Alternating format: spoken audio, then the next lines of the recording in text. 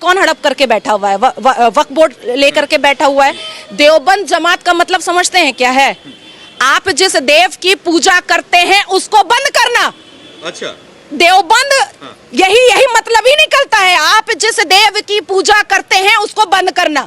इस्लाम की 4 स्ट्रेटेजी है, जो बात नेहरू जी भी जानते थे, गांधी जी भी जानते थे, इंदिरा गांधी जी भी जानती थी। अच्छा। अल तकैया, दाई, जिहाद, जजिया। अब बोलिए अल तकैया क्या है? बताइए मतलब। अल तकैया हिंदू मुस्लिम भाई भाई, आपका खून लाल मेरा खून लाल, हम दोनों संविधान को मानेंगे जब हम टुकड़े टुकड़े गैंग रहते हैं। जब इस्लाम के मानने वाले थोड़े थोड़े होते हैं तब। अच्छा। उसके बाद फिर आ जाता है दाई।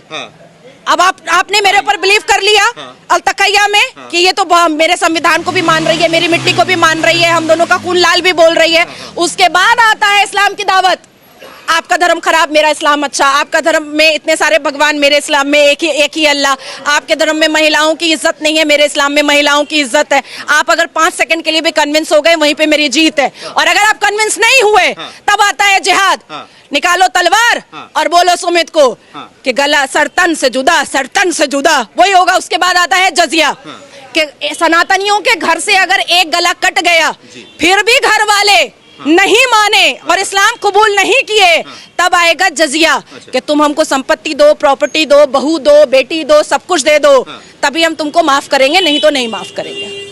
ये मतलब होता है। हाँ, ये 4 स्ट्रेटेजी है इस्लाम वालों की, और ये 4 पर चल रहे हैं, चलते आ रहे हैं। अच्छा। और अब भी अगर सनातनियों को नहीं समझ में आ रहा है तो और कैसे समझाया जाएगा भाई? मुझे तो मतलब दुर्भाग्य लगता है कि मजारों पे सनातनी जा करके मुंह का बदबू लेते हैं, पानी फुकवाते हैं। काहे को जाते हो भैया मजार पे? कौन मुसलमान दाढ़ी टोपी वाला मंदिर जा रहा है जो तुम जाते हो मजार पे? और हमारे अल कुरान ने तो मजार परस्ती मना किया है, गुनाह कहा है। सनातनियों को अपने जोश को दोबारा लाना पड़ेगा, अपने सिविलाइजेशन को मानना पड़ेगा। नेहरू और गांधी और इंदिरा गांधी ने आपसे जो गुरुकुल छीना है, उस गुरुकुल कल्चर को दोबारा लाना पड़ेगा। लग रहा है आ जाएगा। हाँ, गुरुकुल कल्चर एकदम आ चुका है। विजन, फोकस, सब कुछ क्लियर है।